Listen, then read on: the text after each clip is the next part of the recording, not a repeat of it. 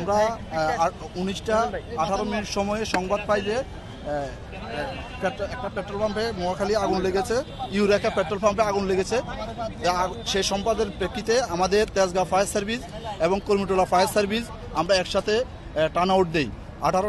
19টা 18 মিনিটে turn out দেওয়া হয় এবং 19টা 45 মিনিটে আমরা ঘটনাস্থলে এসে পৌঁছি। টোটাল আমাদের 11টা ইউনিট আমরা মুভ করে, এর মধ্যে আমাদের 6টা ইউনিট এসে পৌঁছে আগুন নিয়ন্ত্রণ আনার কারণে বাকি যে 5টি ইউনিট ছিল 5টি ইউনিট আমরা পথ থেকে ব্যাক করাই দিই। আপনারা দেখেছেন আগুনটা খুবই ভয়াবহ ছিল, তৈল অকটেনের আগুন।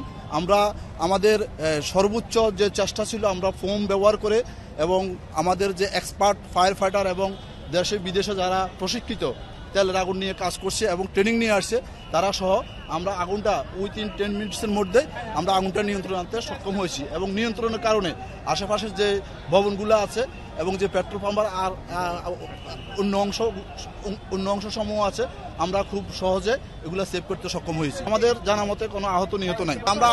আমরা আসার পূর্ব হতে পারে, বাট আমরা আসার পরে কোনো আহত বা নিহত বা ক্যাজুয়ালিটি আমরা পাইনি। আমাদের টোটাল 6টা ইউনিট আমরা এখানে কাজ করেছি এবং আগুন নির্বাপন করেছি। অগ্নিকাণ্ডের কারণ, ক্ষয়ক্ষতির পরিমাণ আমরা এই মুহূর্তে বলবো না, কারণ আমরা এখনো নির্বাপনের মাধ্যমে আছি। আমরা সর্বশেষ আগুন নির্বাপন করে আমরা ক্ষতি উদ্ধার এবং কারণ আমরা বলতে পারবো।